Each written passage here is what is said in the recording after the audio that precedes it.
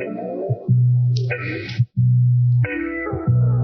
and welcome to the Overland Journal podcast. I'm your host, Scott Brady, and I'm here with my co-host, Matt Scott. I'm kind of over here. Yeah, I'm here. Exactly. We're here with Brad McCarthy, Australian explorer, also the Max Trax guy. Yep. Yeah. We're very lucky to have Brad on, one of the most prolific travelers in all of Australia. He started the Dirty Weekends book series, which anyone who's traveled Australia knows that it is a wealth of information for traveling the backcountry of Australia, and amazing stories. Brad and I have done some fun adventures together. Matt and Brad have done some fun adventures together. In fact, we drove across Australia all the way to Perth a few years ago, across the Great Australian Bight and everything. That was a fantastic trip. So thank you so much for being on the podcast. Thanks for having me, guys. Welcome. Yeah. Well, where should we start? So I want to know about, actually, I know all of these things, but they're fascinating. So. But they're really fascinating. So you've always kind of been into four-wheel drives, started off as a plumber, and then guidebooks, and then Max Trax, and then running a major company. And just the trajectory of Brad has just been like up. But I think the coolest thing with Brad is that Brad always makes time to explore, right? Yeah, you've never gotten away from what you love. No, it's in my DNA. And special thanks to Equipped for supporting today's podcast. More than 15 years ago, Equipped Expedition Outfitters became the first American company to import the best-in-breed vehicle expedition equipment from across the globe.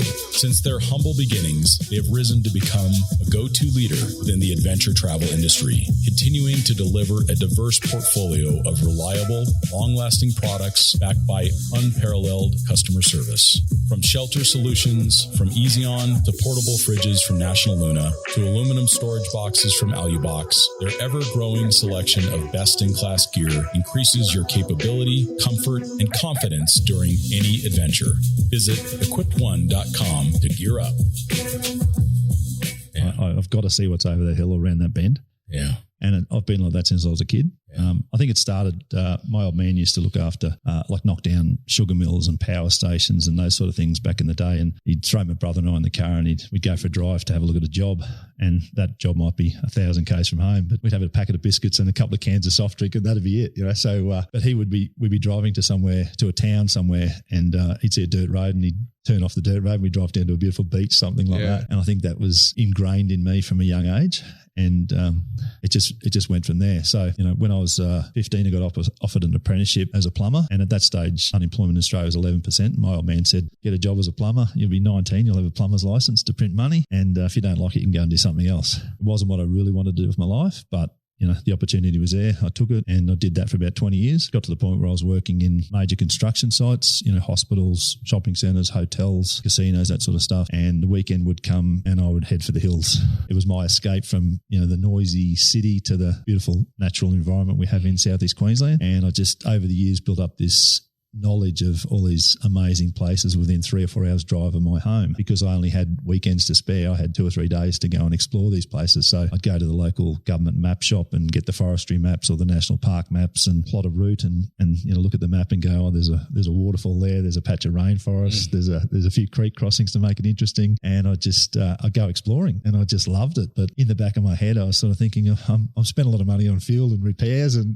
gear, and why am I doing this? It was basically building my skills, building my knowledge of the place, and that became valuable.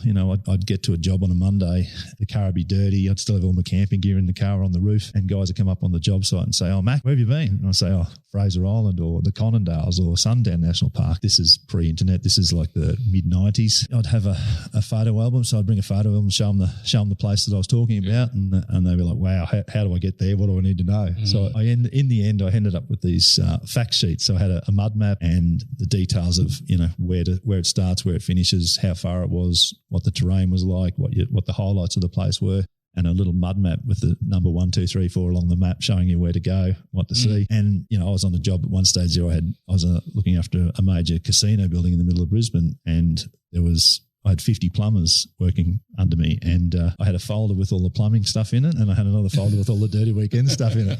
And I'd be constantly handing out fact sheets to people. And one day I came out of a site meeting, and the head architect for this job sort of pulled me aside and said, I've heard you're the man to talk to about places to go four-wheel driving in southeast Queensland. And I said, yeah. He said, we've just bought a Land Cruiser and a camper trailer. And he said, I want to get the family into it. I know what's out there, but I don't know how to find it. I gave him a couple of fact sheets over the next few months, and he came in one day and he said, we're hooked. He goes, goes, what else have you got? And I said, well, what else do you want to do? What do you want to see? He said to me, you should put this in a book. He said, this is gold. You can't find this anywhere. And that was for me the light bulb moment to go, I can go and do what I love and hopefully make a living out of it. Yeah. And so I spent the next 12 months basically going out, doing the trips, meticulously mapping every turn, every bridge, every gate, every cattle grid. And I don't like to backtrack. So I tried to make the tours starting at A and finishing at Z and not coming back or backtracking. Sure. Spent the next 12 months doing it. I'm still a one-finger typer, so I spent the next 12 months every night working under my next-door neighbour's house on his little tiny computer, typing up spreadsheets with the distance between the trip notes, the details, and then the GPS coordinates for every single trip note. Launched the book at the Brisbane 4-Wheel Drive Show in 1999. I had a wall of photos, my old 60 Series Cruiser covered in dirt, and people were just coming up, looking at the photos, picking up the book and going, take my money. Yeah. And I went, I'm onto something here. I ended up doing 6 editions of that guide. And in the meantime, I did a guide to Fraser Island, which is the world's largest sand island and one of my favourite places. So beautiful. In fact, if I remember your story correctly, it was Fraser that got you your first 4-wheel drive, wasn't it? Yeah. Well, went on a day trip from the Sunshine Coast to Fraser Island, and I was just blown away that, something so magnificent. It's the world's largest sand island, all national park. It's got over 100 freshwater lakes, some of them surrounded by rainforest, beautiful white sand, just a magnificent paradise. place. It is paradise. Yeah. The traditional owners call it Gurry, which means paradise, and it truly is, So we went there and I went, this place is 3 hours from my house. I'm getting a 4-wheel drive. So I bought an ex-Army Land Rover and the old soft top. Sure. You usually don't tell people that. I try to keep that on the down low. Being a Toyota man that I am. It all started with a Land Rover. Yeah. I think that makes all of us here. Common theme. And then I drove a mate's Land Cruiser one day and I went, sell that, get a Land Cruiser. So that was what really got me into it. And I thought, if this is 3 hours from my house, I'm coming back. I'm getting a 4-wheel drive and I'm coming back. And I've probably been to Fraser Island 50 times in the last 30 years and I can never get enough of the place. It's magnificent and it's one of those special places in the world. And for me, it's in my backyard. So that makes it even better. I mean, it's just literally a run up the beach for you now, which is pretty handy. I mean, when was the first time you were on Fraser Island, for your own trip? Like, when did you start doing the guidebook to Fraser Island? That would have been 2001. Okay. The first trip was probably mid 80s, I think, when we went on a tour. And then I think I bought the old Landy in about 1988 or 89, something like that. Gotcha. It's one of those things where I live on the Sunshine Coast now and it's a 15-minute drive to the ferry and then it's a 100-kilometre drive up the beach and then a 20-minute drive on the ferry and I'm on Fraser Island. So, and then I've got 125 kilometres of beach that I can drive on and numerous kilometres of tracks to explore and forests and lakes, and it's just heaven. And what's that beach that you drive on before you get on the ferry to Fraser? Tiwa Beach. That's it. Yeah. And I drove that Earth Cruiser on that. That was fantastic. Yeah, it's an amazing place. Yeah, it was so cool. I mean, the whole area of Southeast Queensland, I don't know, I have a soft spot in my heart for it because of you. I mean, just all the times I've been over there and the things I've been able to see that, going to the Glass House Mountains. And I don't know. I mean, I guess I really encourage any of our listeners that if you're looking for a beautiful place to explore and you don't maybe necessarily have the time to drive across Australia or do Cape York or do the Simpson or whatever, Southeast Queensland is, I mean, truthfully, one of the most beautiful places on the planet, I think, to explore by 4-wheel drive. Yeah. And Brisbane, what a city. Yeah, Brisbane's such a special place. It's my favorite city in Australia. Home of the 32 Olympics too.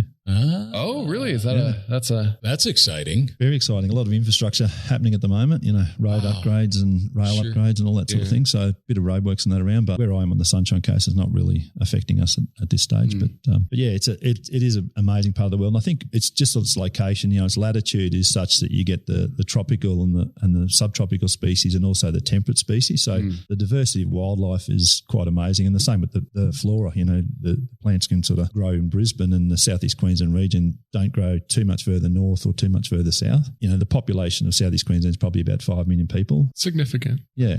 And Queensland itself is, if you combine, say, California, Arizona, Nevada and Utah, they'll all fit into Queensland. So, Queensland's a big place. It's a big place to explore. It's crazy, like when you leave Brisbane, how long it takes you to get anywhere.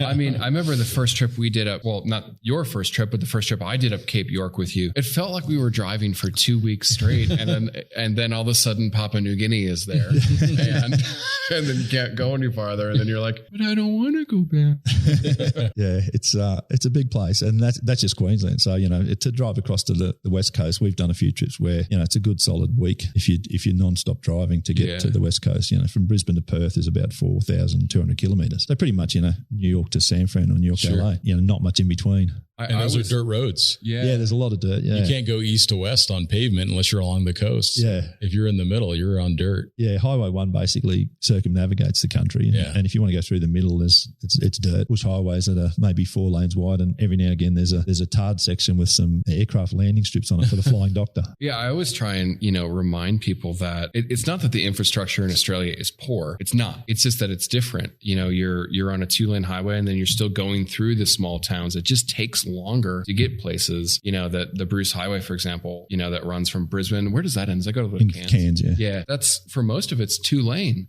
And that's the major road in Queensland. And I think that's wonderful and awesome. But Americans tend to get this opinion like, oh well, I'm going to go over there and I'm going to drive from Brisbane to Cairns in a day, and then I'm going to go to Uluru the next day, and you're like, no, you're not. No, you're not. No chance. Not happening. Everything is a long way apart. Most of the population, I think 90% of the population is along the coastline, and focused on the big cities like the capital cities of Brisbane, Sydney and Melbourne, everyone would know. The rest of the country is fairly sparsely populated. A lot of little country towns, there might be 15 people. Wonderful people in them though. I mean, so we've kind of talked about where you came from. We've talked about traveling, a little bit in Southeast Queensland. But what I know Brad for, what I think Brad for, are these massive trips where you're going for a month or 2 months, and you don't necessarily bring like a lot of like luxury stuff with you, so to speak. Like you're not in an Earth Roamer, you're usually in a Land Cruiser, and then you have a swag and you throw it on the ground, and you're going like it charges you. Like I think everybody around you knows like Brad has to get out, and you come back with this this fire in you. What was that? What was your first big trip? Like, what was the transition from Southeast Queensland, Brad, to crossing Australia and doing these crazy adventures? Well, once I had the success with the Southeast Queensland book, I thought, well, there's a need for this right around Australia. Most people are working, have only got a few days to have a break. And, as I said, Queensland's a massive state. So the plan was to do a guide for each region. So the next guide I did was Central Queensland. So it's a coastline between, Bundaberg and say Bowen on the east coast, and out as far as the Carnarvons and the Great Sandstone Belt out in the Central Queensland area. So I did that guide, and then the plan was to do a guide for North Queensland and Cape York, and then do one for the Northern Territory, one for the Kimberley region in northwestern WA. I've not been there yet. Yeah, it's a magnificent place. Hint, Brad. We haven't been there. Have you not been there yet either? No. Oh yeah. Just give me a call. That's been the universal thing. If I ask people who are well traveled in Australia, like what's the most remote, beautiful, they all say the Kimberley. Yeah, it's an amazing place. So, so the idea was I would just do a series of guides around Australia. I'd just keep doing laps of Australia and updating the book every couple of years. And the books were selling well. So I was like, I can make a good living and I can be doing what I love every day of the week, and that was the plan. And then I was doing the field research for the North Queensland and Cape York guide, and I drove out onto this remote beach, and I was on my own. I was meeting with a mate in a. Do you remember what beach it was? Yeah, because I want to go there one day. It's a place called Cape Bowling Green. Okay, so it's south of Townsville, but back in those days it was quite remote. And I drove out onto this beach, and I started because there's an old lighthouse and some graves and that at the end of this peninsula. So it's just a sand spit that pokes out into the Coral Sea, and it's about 30 or 40 kilometres long. So I'm driving along the beach, following what I assume was a little Suzuki or something. It was only leaving a very shallow tyre track, and I'm in a 3.5 tonne Land Cruiser.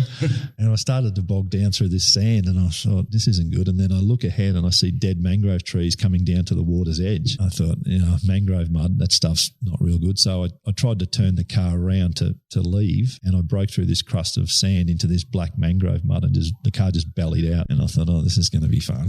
So I got on the radio. No one within cooey of the radio. Nobody around. This is pre, satellite phones and mobile phones. So I thought, well, this is it. So I had a hand winch. I didn't want to go any further forward.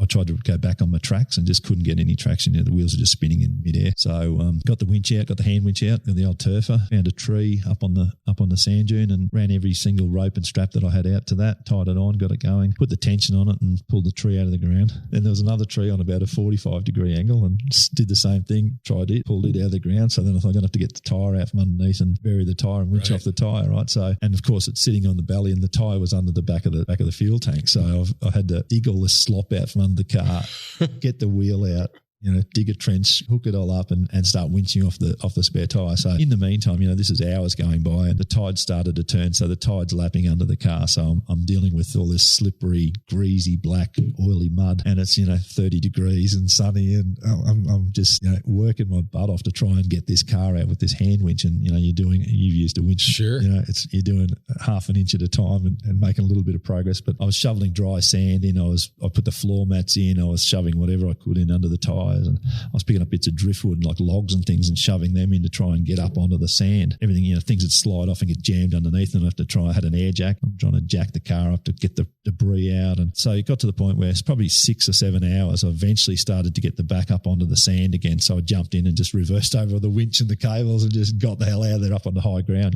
And I just laid on the beach and thought, that really sucked. There's got to be a better way than that. If you had your wife with you or your family with you, you'd be getting divorced because it was such a traumatic thing. I nearly lost the car. I'm looking at the high tide and the high tide marks, 6 foot above the roof of the car. And I'm thinking, I'm a goner and I'm going to be walking back to the nearest town. So eventually, I got it out. I just thought, no, never again. If I'm traveling solo around Australia and I'm going to be encountering these sort of situations all the time, I want something that I can rely on to get me out every time. So that was the impetus for MaxTrax, So I spent the next couple of months doing the research on that guidebook. And then I came home and, I'd been getting 4x4 Australia magazine since day one. And I trawled through the magazines and there was nothing that sort of was designed to do that job, and I thought, well, I want it, so I'm going to make it. And so that was a whole, 4-year process of how do I do it? I went home and I was doing some renovations on the house at the time and I had the back stair treads, the timber stair treads that were about a foot wide and about 2 inches thick. Do you still have those by chance? Yeah. So, oh, wow. So I thought, I need version 1. Yeah, because the issue was like when I was shoving things under the tyre, because everything was greasy, there was nothing, the tyre couldn't grab onto anything. Everything was just sliding all over the place. So I thought I need grip. Whatever it is, it's got to have grip on the top of it. So I got some stainless steel plates made up about probably 3 inches square, radius the corners about half an inch, bent the corners up about about half an inch. Or 3/8 of an inch, and then bolted them onto these timber stair treads. And then the next time I did a trip, I took these with me. And once you got onto the metal teeth, the car would just launch out of the hole. And I'm like, that's what I need. But these things were hardwood and they were heavy. They were probably 20 kilos each. And once they're covered in mud and crap, it's 35 kilos each. So I thought I need something that's light. So what I did basically was I wrote my wish list of, I want handles so you can carry it and maneuver it. I want to be able to use it as a shovel if you're digging in sand. It's got to have grip on the top and the bottom. It's got to have ramp so you can jam it under the tyre and the tyre can actually grab hold of it. It's got to have those features that make it work. That make it work. I want to be able to take 20 of them so that if I'm going somewhere remote and I know I'm going to be in trouble, I've got a portable road on the roof. So I had my wish list and actually created a magazine ad.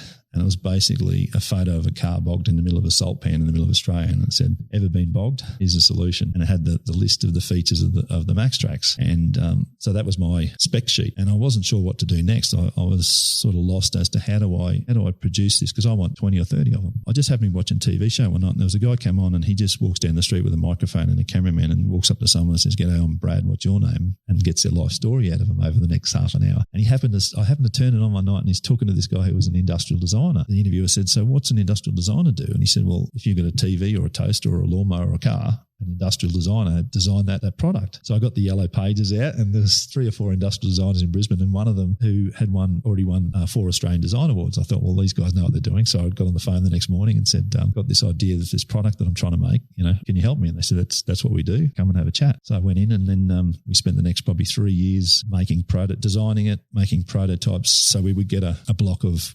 HDP, so high density polyethylene, and CNC the profile out of it, and then we'd go and test it and go, "Oh, that's not quite right. It's not ideal. It needs this, needs that." And we made about half a dozen prototypes, and sort of got to the point where we think that's going to work. Went and tested it, and went, "Yeah, that works." And then the next thing was making the tool, so the mold, and that was like a big investment and a big plunge. And I had a few people say to me, mortgage the house. Yeah. I had a few people say to me, "You sure about this?" And I was like, well, I want it. And, if I've got a need, there's probably other people that have a similar need. So I think, if I do it right, I think, it might be a product that I can sell. Went and saw the bank manager and he said, "So what's your plan?" I said, "Well, make them and hopefully someone buys them." And that was it. So, remortgaged the house. Sure. Mortgaged the house and went and had the tool done. And then once we had the tool, then we could test the material. So the guys, obviously the industrial designers, had relationships with the plastics suppliers. So DuPont, a German company called Groupol, GE Plastics, and a couple of Australian companies were making different versions of nylon. All the experts had said,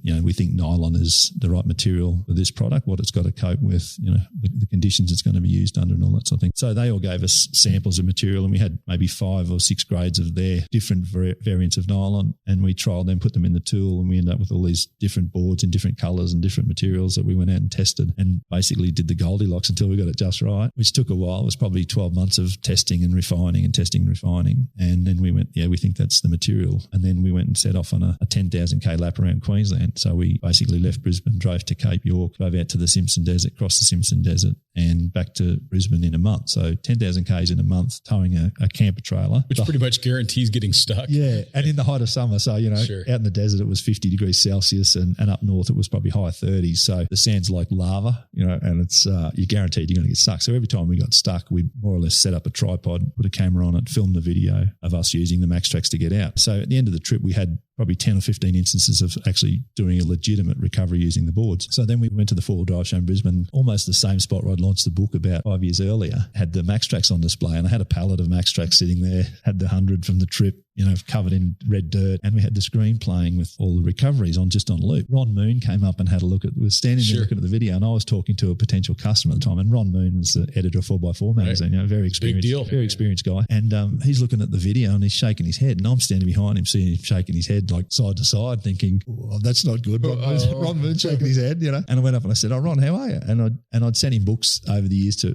give me a plug in the magazine. And he said, Brad, is this yours? And I said, yeah. I said, I saw you shaking your head. He goes, I'm shaking my head thinking, why didn't I think of it? He said, I can think so many instances where this would have just saved me so much grief, And he said, this is just sheer genius. He goes, you're going to sell 1 million of these. I said, I hope you're right, because I've put the house on it. And that was it. So he said, send me some and I'll play with them, and I'll give you a write up in the magazine. And it sort of went from there, But the hardest part initially was convincing people that 2 bits of plastic could get your car out. A lot of people were like, oh, that's not going to work. People hated them at first, over here. It was like, I'm not using those. That's never going to work. It was it's a learning curve, like anything new, any new technology. Yeah. It was like that in Australia. People were very skeptical, but they'd look at the video and go, oh, it seems to work. And then people would buy them and go and use them, and then come back or send us an email and say, holy cow, I would have lost my car on the beach if I didn't have the MaxTrax. Oh, that was what it was for me. I mean, I had used them successfully, but I always had a winch, or there was some other way to get out. But when we were in the canning stock, in 14 hours, we were stuck. We built a road. That was the only way we got out. We were so deep in the mud. That's basically how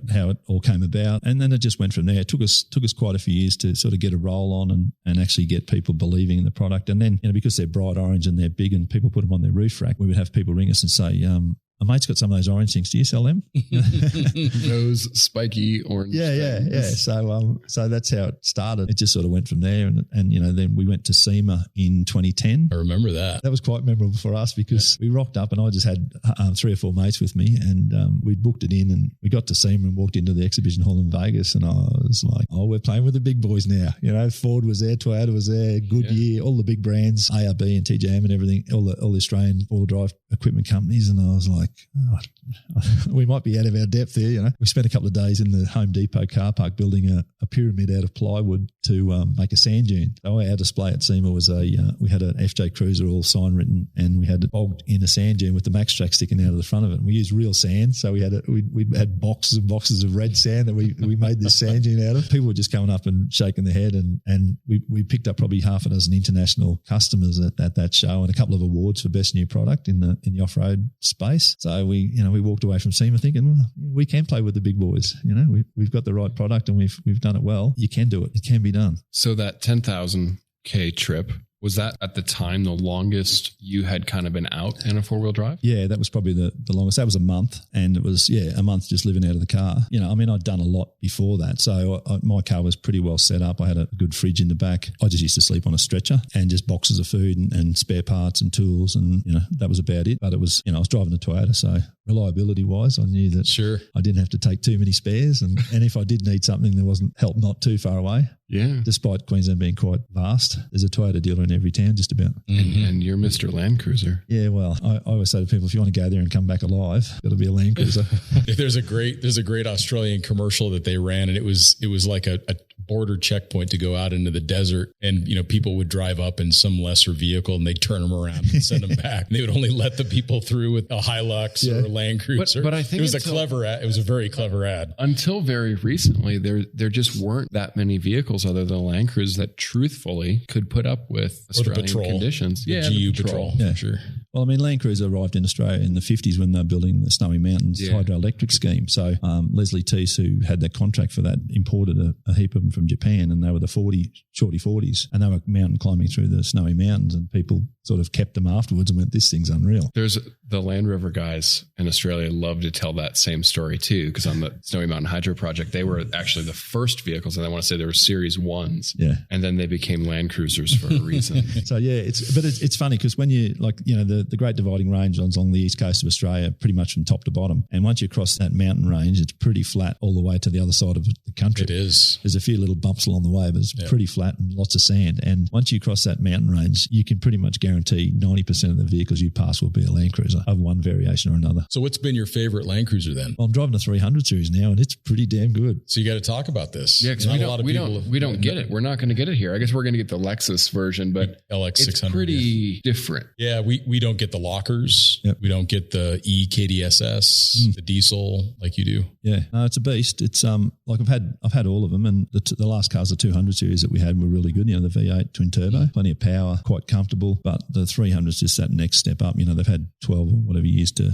refine it, and it's got the EKDSS, and the ride's amazing. The interior, they've really stepped up. The interior is quite high end now. It's got adjustable suspension, so you can have comfort mode if you feel like it, or you can have Sports Plus or custom or whatever it may be. That's pretty cool. It is pretty cool. And, you've been there, Scott, you've been there, Matt. The corrugations out west and up north can be pretty severe. You can be driving on corrugated road for a couple of days solid. I remember one time we were on the road north of Adels Grove that goes up towards, heads up north. The Gulf, yeah. Yeah. And I took a beer can and I put it in between the corrugations, and I got down on the ground and I'm like, I can't see the beer can anymore. It's that deep. Yeah, they're big, and they shake everything to pieces. Yeah. So we did, actually, I got the car just before Christmas, and we went for a run up to a place called Lawn Hill, which is sort of remote northwestern Queensland. And most people don't go there at that time of year because it's 45 degrees Celsius plus. Sure. But I said, well, we're going there because there'll be no one else there. And there wasn't. We did about 9,000 Ks of that trip, and we were getting about 10.5 litres for 100 Ks, which is amazing economy for a car of that size. And, we weren't nursing it. So, and they're running a V6 diesel hybrid? Yeah, no, just V6 diesel twin turbo. Okay. So more power and torque than the V8, a lot more comfortable ride, and just an all-round much better vehicle, really. There's a lot of kickback from people with the V8 saying, I don't know. It looks great. I think it looks better. I think all the technology they brought in it, factory available lockers now. Yeah. It's just so much better. Yeah. It's a nice car. But my favourite of the lot is my 1943 Jeep. You've actually got to drive that thing. The Cruiser, you're almost sitting in your lounge chair watching. There is not a photo that exists of you driving that Jeep where you are not grinning ear to ear, like with bugs sticking out of your teeth and everything. I mean, I remember when you first bought it, it was a crazy story. You were just going to have one for a prop. Yeah. And they couldn't deliver it. And then you bought one. Yeah. Well, we're going to make a video for SEMA, for the first year at SEMA. And the storyline was that we had there was a World War II, a Jeep bogged in the jungle up in North Queensland. We went up to Cape York to film it. And so we had a couple of Islander guys who were the natives who find the Max tracks washed up on the beach. There's a Jeep stuck in the jungle full of coconuts and coconut palm fronds, and they find it and they go and stick the Max tracks in and back it out onto the beach and drive away. And I had the actors organised, I had the film crew organised, and we had them flying into this remote airport, and I had a couple of mates coming up in their cars to be support. We were leaving on the Thursday to go to the Cape to meet these guys on the Monday. And last minute, the guy that was going to lend me his Jeep said, I can't do it. I've got a family thing, can't do it. So madly got on the web and found one in Rockhampton, which is on about halfway up the coast. And this guy had one. Lucky. This guy had one, and he said, it's not registered, but I can get it registered. So we got there on the Friday afternoon. I said, well, can you get it registered on Friday? I don't want to be at the transport department trying to register a 70-year-old Jeep that's left-hand drive, no doors, no seat belts, And so he did that. We got there, took it for a drive around this new estate up the hill and put it in low range and just went, yeah, here's the money. See you later. So we took it up. We did the ad. We made sure we had the ad in the can before we finished. And then we did the rest of the Cape in the Jeep and drowned it in one of the rivers and revived it and drove it and just went. Well, I got back from the Cape and my wife said, so are you selling that Jeep? I said, no way in hell. That Jeep's going nowhere. And you still have it? I still have it, yeah. So we've done a few big trips and it's been to the Cape again and it's been across the Simpson and it's been across the Great Australian Bight, the trip we did. We've taken it across there. I remember that. Yeah. And, it's been to Fraser numerous times and we also have a couple of other sand islands off the coast of Brisbane that we take it to and out the Glasshouse Mountains, as you said, Matt. And, it's just so much fun. You can't help but smile. Everyone that drives it. I remember the motor not running, putting it in low range and then you moving it forward by the starter once. It's just such a different vehicle to what we get these days. Yeah. It's amazingly capable though. For something that's that old, they just nailed that design. Sometimes it puts a Land Cruiser to shame. You put it in some situations. Well, that was Genesis for all of those things, right? They saw this. The original Land Rover wasn't the original Land Rover built on a Jeep? On a chassis from a Jeep, Yeah. Yeah, no, it's a great machine and it's just, it's so much fun to be driving along the beach, at 60 mile an hour with no doors, no windscreen, no seatbelts, No roll bar, nothing. No, nothing. And a special thanks to onX Maps for supporting this week's podcast. For me, being prepared is all about having the right tools. One tool I use is the onX off-road map and navigation app on my phone. I use it to find trails and off-grid camping, and I use the fully functional GPS when I'm out of service. We all know that's usually where the best parts start. It's intuitive to use and lets me find open trails anywhere you want to explore with just a tap on the map. Access detailed trail information like difficulty ratings, duration, clearance level, open and close day, trail photos, and more. Plus, there's color-coded public and private land boundaries, which are very helpful for when I want to try to find off-grid camping. And like I said before, I want to make sure that this sticks. It has offline map. This feature allows me to access all interactive land and trail data and custom map markups when I'm out of cell service. Your phone's internal GPS will give you full navigation capabilities offline, so you always know where you are and how to get home safely. Use code Overland Journal today to save 20% off. I think the really cool thing is you always kind of describe Australia as a bit of a nanny state. You can do this, you can't do this, you can do this, jump this high, whatever. But then for some reason, the Jeep is legal. Yeah. I don't know why. Well, apparently the rule is if it didn't come with seatbelts, it doesn't have to have them. So I've been pulled up by the police a few times and they're like, where's the seatbelts? I'm like, are you serious? This car's 75 years old.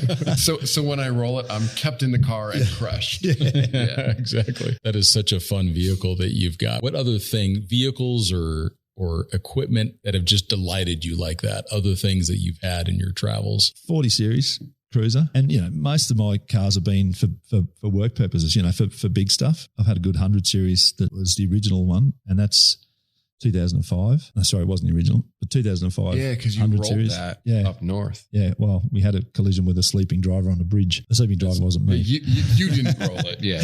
That's terrifying. Yeah, it was pretty bad. I had the family in the car. It wasn't very nice, but we got out of it. I think if we were in a car, we probably wouldn't have, but in a cruiser, this guy fell asleep and cleaned us up and we rolled down the highway about 10 times and ended up on the wheels and thankfully no serious injuries. The car was a write-off though. But so the 100 series is that's been the workhorse pretty much since day one. It's done a lot of miles and just reliable.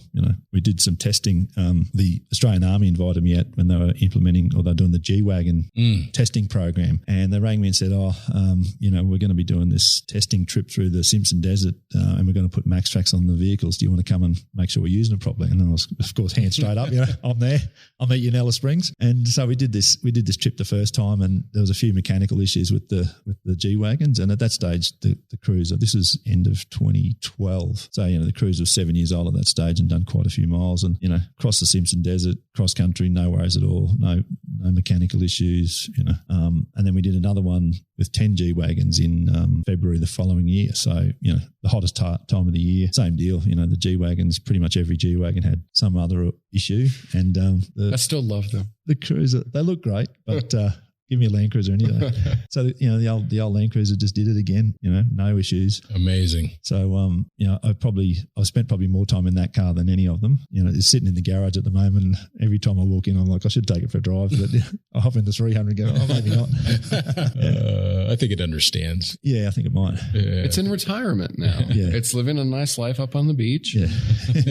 Exactly. Gets polished on Tuesdays. I drive in one of the 6-wheel drive long-range patrol vehicles when we're doing the G-Wagon testing, and in that rough terrain, because in the middle of the Simpson, we were going cross-country and a lot of it's moguls. So, there's a shrub and the sand's blowing from away. So you're driving through and it's walking pace. You can't drive any faster because it's just so rough. And, I'm in the wagon and getting belted around, and then I hopped in one of the G-Wagons, and the difference was amazing. When we finished those trips, I said to this friend who'd set up this business doing 6-wheel drive conversions with the aim of building some 6-wheel drive Land Cruiser patrol vehicles for the military. I said to him, well, if you wait for the military to order you or go bankrupt, it'll take you 10 years before you get a military order. I said to him, well, build me a 6-wheel drive 200 series. So we did. Was that the first one? Yeah. So, and I got the number plate 6WD because every time we pull up somewhere, people would go, is that a lazy axle? Yeah. Is that a real 6-wheel drive? Yeah, it's a real 6-wheel drive. And it was, it's great for that sort of long distance expedition stuff. You can carry five adults and all their gear and do it comfortably and go anywhere basically. Yeah, I was so impressed with how that vehicle did, because we were remote when we did the Australian Bite. I mean, it was tight trails and really remote. Yeah, no, it's a good machine, but a little bit on the thirsty side, especially when we're paying the price of fuel that we do down there. Yeah, sure. You were saying it was like 30 liters per per 100K. We did the Madigan line. Mick, that friend of mine who was building the long-range patrol vehicles based on a 70 series cruiser, he wanted to test his vehicles on the same route that we did the G-Wagons. And so we're doing that, and they had some issues or they had some problems and they had to wait in Alice Springs. So a friend of mine and I went solo across the Madigan line in the 6-wheel drive, and we were using 35 litres for 100K because someone had towed a trailer across and just chewed the dunes to pieces. So, it was pretty rugged. Yeah. It's a heavy vehicle. It's about 5 tons. So it's like a TRX. Probably 40, I think the TRX would have done years. a little bit better in the dunes. Yeah, well, you jump from one to the next. I think we should talk about what the Madigan line is for people that don't necessarily know what it is. I mean, it's a remote northern route across the Simpson Desert. Yeah. So the Simpson Desert's one of those bucket list items for people in Australia with a 4-wheel drive. It's about 600 k's across. It's the world's largest parallel sand dune desert. So there's about 1,100 parallel sand dunes that run southeast to northwest. And on the eastern side in Queensland, they're sort of really high, maybe 60 metres high and 2 kilometres apart. And then as you get further across the desert, they get lower and closer together. So it's a bit of a challenge. Everyone that's got a 4-wheel drive, it's, I want to do that before I die. And there's a few routes across. Most of them were put in by mining companies looking for oil back in the 50s and 60s. So there's a couple of routes that most people take. But the Madigan line, you have to get permits, you have to get permission from the traditional owners to cross their lands, and it's fairly remote. Most people don't go that way. It was actually plotted by an explorer called Cecil Madigan. He was an Antarctic explorer originally, and then he did a camel trek across there in the 1930s. It's named the Simpson Desert after a manufacturer of washing machines who was the president of the South Australian Geographical Society, sorry. And so he named the desert after a washing machine. Yeah, Simpson is the desert named after the washing machine. He basically crossed it on camels, and his camps were plotted some years later by one of the 4-wheel drive clubs way back in the day. And so there's a star picket with a sign saying Camp 16 or whatever it may be. Amazing. So it's basically drive across the desert and just join the dots. And, these days with GPS, it's quite easy to navigate. But back in the day, it would have been, on a compass bearing and you can't drive straight on sand dunes. So quite challenging. So not a lot of people have done it. And now with some of the restrictions, it's becoming more and more difficult to actually get a permit to do it. So it's one of those things where it just feels, and for me, I love that sense of remoteness. I just love that. There's no other human being for however many 100 kilometres. Recharging. Yeah, it's just, I think when you're in those environments, everything's your senses are all heightened. You hear everything, you smell everything. It's just one of those places where you feel alive. Yeah. And for me, I do. I just, that really brings me to life when I'm out there. And that's why I enjoy it, I suppose. Any chance to go on an expedition, I'm there. Yeah. And the other one, is it the French line? Yeah, the French line goes. Kind of the standard. Yeah. That's more of a standard crossing. Yeah. I mean, not that it's still not fun and amazing and that you shouldn't do it when we say standard crossing. Yeah. It's big. It's still a challenge for most people that have never done much sand driving. It's same thing. You're still crossing 1,100 sand dunes, but it gets a lot more traffic, so you have to be aware of oncoming traffic over the dunes. Everyone's on the same radio channel, and then there's another road sort of down the bottom of the desert called the Rig Road, and that was actually put in for the drilling rigs to get out into the desert. So they clay capped all the dunes. So they dug the clay out of the clay pans and capped the dunes, but that's all eroded in the last 60 years. So that's pretty challenging as well. But Yeah, the Madigan's probably the toughest route across the Simpson, but the most fun. Yeah. And what's the track that goes north? The Canning Stock? Or? No. In the Simpson, there's the Hay River. Hay River, and there's the K1 line. Yeah. And then there's the Colson track that runs on the western side. Colson track, that's the one I'm doing. Because you've done that one before, right? Yeah, done pretty much all of them a few times. It's one of my favourite places too, the Simpson, because it's that sense of, it's that excitement of heading into the wilds, where you're self-reliant. You have to be on your game, and you have to be careful and, be well prepared and know what you're doing, because, you can come to grief. Yeah. People have come to grief out there. Well, and if I remember, you were in a UTV one time and nearly came to grief. Yeah, well, it was funny. We were testing the 6-wheel drive Land Cruiser patrol vehicles, and we'd come in from the French line heading north to, there's a tripod in the middle of the desert, the geographic centre of the desert. And the plan was to get to that tripod and then get to the Madigan line, which is about 100-something k's further north, and then head out towards Alice Springs in the middle of Australia. We had a cameraman with us, was filming it for the content and the commercial for the product. The guys that we were travelling with are Army, so 6 o'clock in the morning, they're gone, and we'd had a late night editing and downloading footage and stuff, and we got to bed at midnight, and so we woke up and they're up the track somewhere. So I got on the radio, I said, do you want to wait for us, because we're trying to film this, this is the bit we want to film, going cross country through the middle of the Simpson Desert. And they said, we'll wait for you. Anyway, long story short, the cameraman and I were in a Razor, Polaris Razor, and got separated. And, who was it again? Oh, it's a mate called Tom. Okay. Yeah, it wasn't Geordie. Okay. We got to the point where we were following tracks, and then the tracks split, because there was 3 other vehicles, and they split, and we went left, and off we went, followed this track, and after about an hour and a half, it petered out, and I went, I don't really want to backtrack. I don't like backtracking, so I just went, and I had my phone with the HEMA Maps app on it. Uh-huh. And I knew we were about 100 k's sort of southeast of the geocenter. And I said, we'll just head northwest, we'll get there eventually. And the guy that was with me was sort of like, really? So after about 5 hours, we got to this area, and it's hard to believe, but it looked familiar. It all looks the same. But I got to this part, and I just had this sense that this looks a bit familiar from when we were out there with the G-Wagons, and because we'd been there in the G-Wagon convoy. So I said, I think we're getting close. So I turned the phone on, and we were about 5 kilometres east of the geocenter. So we drove across to the tower, expecting these guys to be there, and they weren't there. and the guy I was with was starting to panic a bit. Like, we're in the middle of the Simpson, literally the centre of the Simpson Desert. This is remote. And we're it. And we had water, but we didn't have any food, and it was winter time, so night time's freezing. Sure. So we only had T-shirts and shorts on, and it was like, what are we going to do? And I said, well, we'll gather up some firewood, which is not a lot of it. It's basically just spin effects. So I said, we'll just get as much stuff that can burn as possible while it's daylight. You don't be walking around in the dark with snakes everywhere. So I said, we'll get as much stuff as we can. We'll build a pile, and then we'll just set the fire, point the car in the direction these guys will be coming from. We took the seats out, sat them in front of the car because it was quite breezy, and just lit the fire and just sat there and waited, And then about 9 o'clock at night, we saw headlights Crest of June, and it turns out they were about 20 kilometres away, and they took about another 3 hours to get to us. But the whole time we were there, I was just thinking, this is, the moon was off, and it was just fantastic. I was just thinking, this is amazing.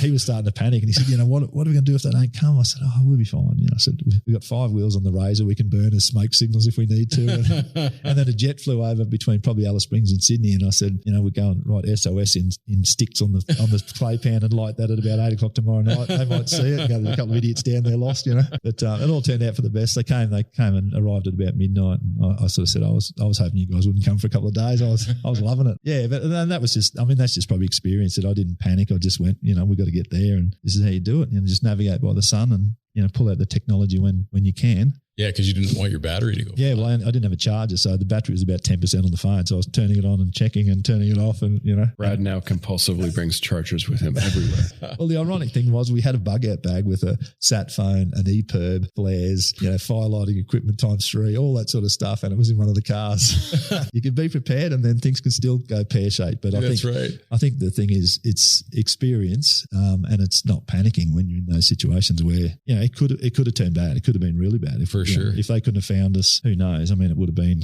as I said, lighting the tyres on fire, and then lighting the buggy on fire, and then if that didn't work, walking back along our tracks to the main track Right. And hoping that someone came along in the next week or so, So, it pays to be prepared, but sometimes you just got to use the old grey matter as well. And do you still drive UTVs at all? Yeah, you can't drive them legally in Australia, most places. There's properties where you can take them and drive them. There's a lot of cattle stations that are the size of small countries that you can drive around. And I just remember we were at sand dunes in the south by the Great Australian Bight, and you were going to demonstrate a rollover. Yeah, I think it's the first time. No, it's what he said. He says, I'm going to go roll the UTV. We were going to test some of the gear and we were going to do a winching exercise. So I thought, well, we'll just roll the razor over and we can just winch that back on its wheels. But I hit it a little bit hard. And you did. Over I went and cracked a couple of ribs. So I had broken ribs for the rest of the trip across the Bight. I remember that. Yeah, that's the second time that's broken my ribs, I think. That's why I was wondering if you still drive them. Yeah, we call that buggy tippy because it's been on its roof that many times. Well, it rolled over one time when one of the other guys was driving it. You told him, you said it's going to roll over really easy. And sure enough, yeah, that was good. Yeah, no, I get to drive occasionally. It's always fun, but yeah, the Jeep's still a favourite. You've obviously had some changes. You have more time in your life now. What's next? Like, not next, like business idea or whatever. I want to know where you're going next, and I want to know how I come with. Well, I think, I've got, as I said early on, I've got that DNA.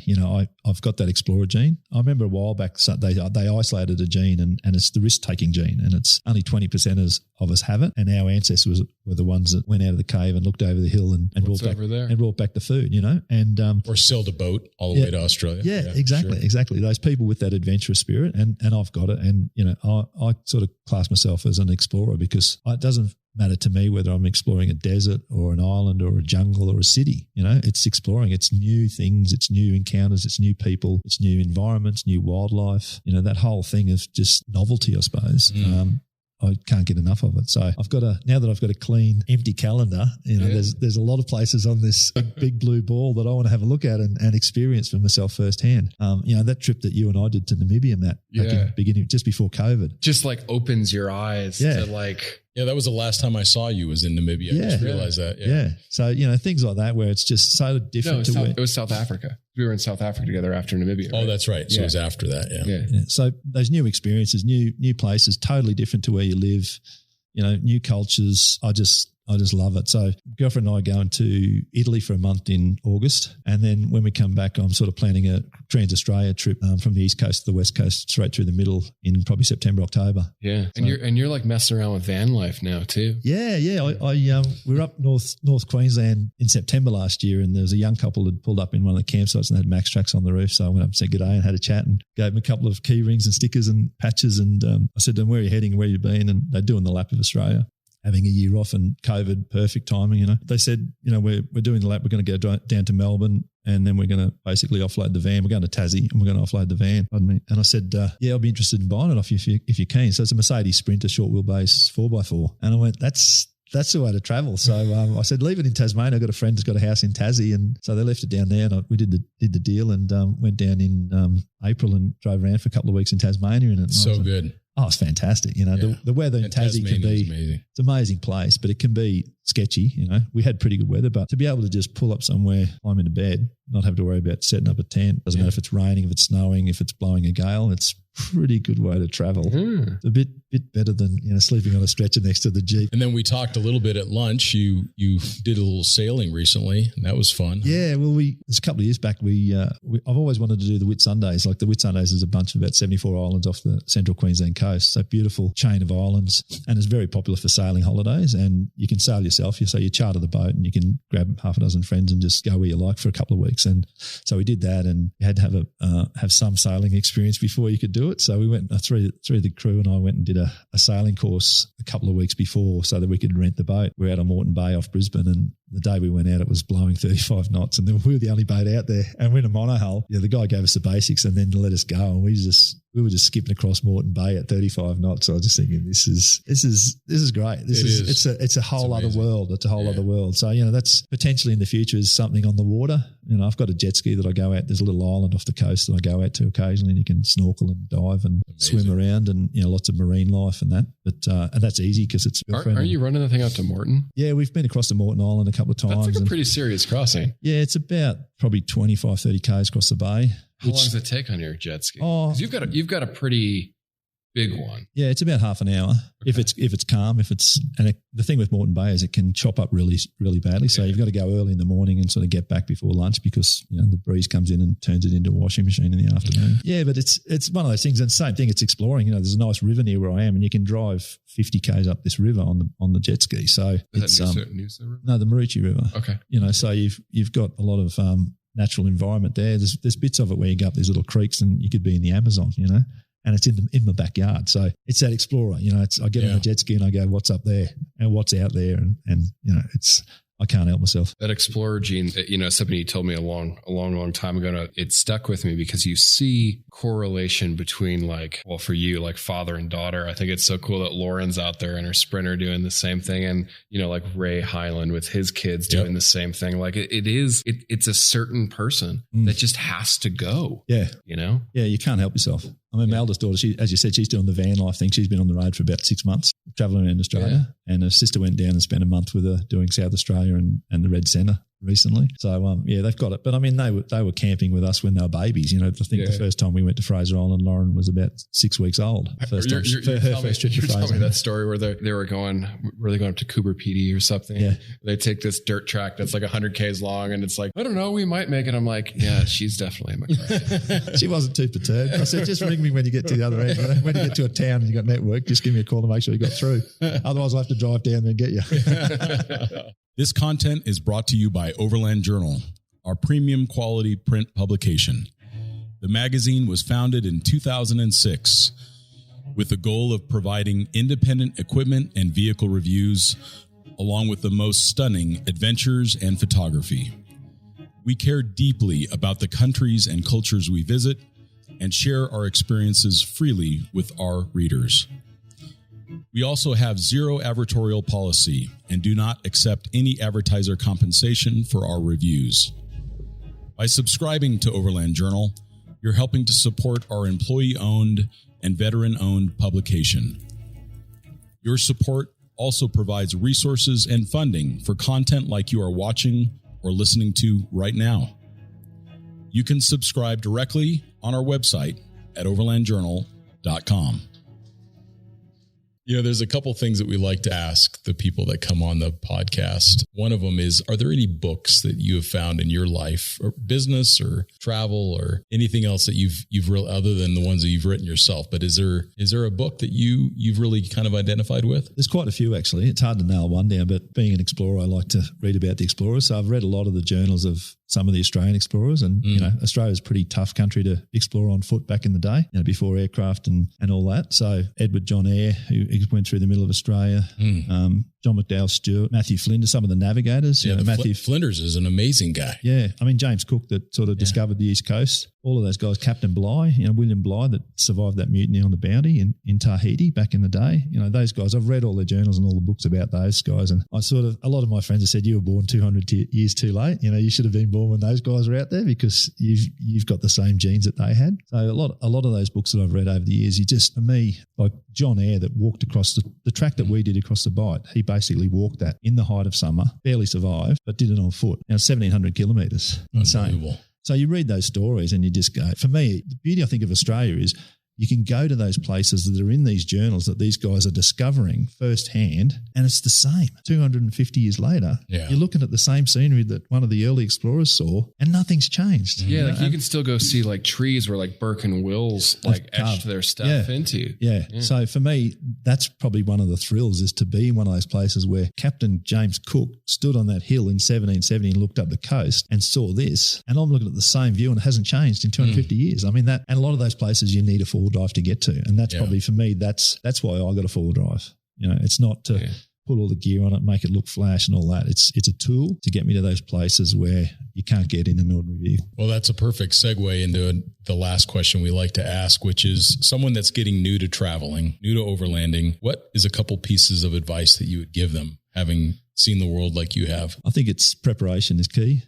A good vehicle, a good reliable vehicle. You don't need to have 40-inch tyres and 6-inch lift and all that. My first off-road vehicle was a Ford Laser. And I used to get that thing stuck a fair bit, because it was never meant for that sort of job. But I used to take it bush before I had a four-wheel drive. And and it did the job. It wasn't as comfortable. I couldn't take as much gear, but I used to have a sleeping bag in the back, an axe and a shovel, and an esky and a gas stove. And I used to, that was my exploration machine because that's all I had and that's all I could afford, but I still had to get out there and do it. Mm-hmm. So I think it's preparation. The vehicle is the key, but you can do it in a stock vehicle. Most places you want to go, you can do it in a stock vehicle with decent tires. Like your new Jimneys, your fleet of Jimneys that you've staged around Australia. Yeah, they're that's an amazing little vehicle. We built one and we sort of did it as a tribute to the Jeep. So we've called it Jeepney, and we put the star badges on the side of it and on the bonnet, and it's just a great little car. Like it's so much fun, but it's like the Jeep, but you've got doors, windscreen, airbags, radio, air conditioning, sure, ABS. You're not going to die if and you just roll. Like the Jeep, you drowned that one in Nolan's Brook too. True, yeah. Not my fault. Are we blaming the same person as the Jeep? No, they didn't seal the snorkel properly. I think it's cool. You guys have both been a huge inspiration, to me to get out and to explore. I guess mine is kind of my question is a further refinement of Scott's. I think there's more young people that want to go explore now than ever because I don't want to say the barrier to entry is lower, but it's easier. We have cars, we have reliable cars, we have all the equipment, all the gear. What's your advice for young people that, may get mired in the gear, like how do you keep it simple? Because I think that's one of the things that, I've noticed in your travel style is that you're pretty minimal. Like I wouldn't call you minimalist, but pretty minimal. Pretty minimal. Yeah. What drives you to get out and do it? And how can you offer some advice to the young people to just avoid this stuff and travel? Well, as I said, it's preparation, and it's having a bit of an idea. When we do a trip, we say we're leaving Brisbane on this date and we hope to be back by this date. And in between, who knows what's going to happen? We work out a rough itinerary and we plan to a certain extent, but things can change on a daily, on an hourly, on a minute basis, So you have to be adaptable. But I think, having a good vehicle, a reliable vehicle, because the last thing you want to be doing is having to call someone when your car breaks down in the middle of nowhere. So that's probably the key. But as I said, good tyres are one of the main things. The first thing I would do on any vehicle is put decent tyres on it. If you're going to actually use it off-road, just tyres. And then it comes down to just the basics, not driving too fast. Drive to the conditions, not driving when you're tired, not driving when you're drunk or you've been on something, and just enjoying it. If you're going to go spend the money to buy the car, put the gear on the car, go out and enjoy it. You don't have to do 1,000-kilometre expedition to have fun. You can drive 100 Ks and enjoy yourself for the day. But you're out in the wilds. You're out of the rat race. You're out of civilization. You're surrounded by nature. You might have an encounter with wildlife. You're breathing fresh air. You don't need to take the kitchen sink. Yeah. I take the bare necessities to do the job, and it doesn't have to be flashy and it doesn't have to be expensive. It's just as long as you got the right kit. You can do the job and get in the car and go. Well, and it's probably because you didn't spend all that money on the kit early on that you were actually able to go. Because then you had money for fuel, you had time because you didn't have to work as much. Yep. So it made a totally different outcome for you. And the classic example is, I've got a 300 series Land Cruiser and I've got a 6-wheel drive 200 series Cruiser, and my favourite car is the Jeep with no seatbelts, no radio, no air conditioning, because you're in it. Pure. You're in the environment. You're surrounded by it. You get the bugs in your teeth and the dirt in your eye, and you come back and you're grinning like a Cheshire cat. Well, thanks for flying over specifically for this podcast. We know that's the only reason that you came. Thanks for all that you've done for the community. Thanks for all you've done for me. We've all been on some amazing adventures together, and I can't wait to see what's next. I think that we need to go to the Kimberley. Yeah, for sure. I think we got to make that happen. Yeah, well, I've got a big long bucket list, so I'll share that with you and you can see what you can fit in. That sounds good. Brad, you've been such an inspiration, and I'm so grateful for all of your support through the years. And we're really proud of you. It's just amazing to see what you've accomplished for yourself and your family and the people that are around you. And we appreciate you being on the podcast and just sharing your experience. It shows that anything is possible with a Jeep, an old flat fender Jeep, and some bugs in your teeth, smiling like a Cheshire cat. Yeah. Thanks for having me, guys. Yeah, appreciate it. See you down under. And we will talk to you next time.